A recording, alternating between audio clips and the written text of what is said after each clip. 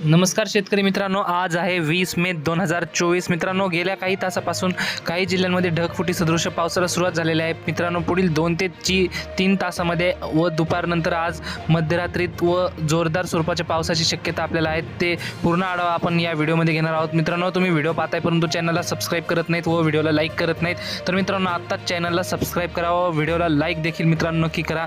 तर मित्रांनो, आज दुपारी व मध्यरात्री या विदर्भामध्ये पावसाचा जोर जास्त पाहायला मिळतो। या ठिकाणी चंद्रपूर जिल्ह्यामध्ये ढगफुटी सदृश पाऊस हा होणार आहे। आपण जसं की स्क्रीनवर बघू शकता, चंद्रपूर वणी या भागामध्ये आपल्याला ढगफुटी सदृश पावसाची शक्यता ही दुपारी पाहायला मिळते। तसेच नागपूर, गोंदिया, भंडारा या जिल्ह्यामध्ये देखील जोरदार स्वरूपाचा पावसाची शक्यता आपल्याला ही पाहायला मिळते दुपारनंतर। तसेच मित्रांनो, मराठवाडा देखील मध्ये नांदेड, लातूर, धाराशिव, बीड, छत्रपती संभाजीनगर या जिल्ह्यामध्ये देखील दुपारी व मध्यम ते जोरदार स्वरूपाच्या पावसाची शक्यता पाहायला मिळते। नांदेड व लातूर जिल्ह्यामध्ये या ठिकाणी सर्वाधिक पावसाचा जोर आपल्याला पाहायला मिळतोय। तसंच पश्चिम महाराष्ट्रामध्ये देखील सांगली, सातारा, कोल्हापूर या 3 जिल्ह्यामध्ये आज मध्यरात्री ढगफुटी सदृश पाऊस आपल्याला शक्यता पाहायला मिळते। वडूज, विटा, सातारा, सांगली, कोल्हापूर या भागामध्ये मध्यम ते जोरदार स्वरूपाचा पावसाची शक्यता ही आपल्याला पाहायला मिळते।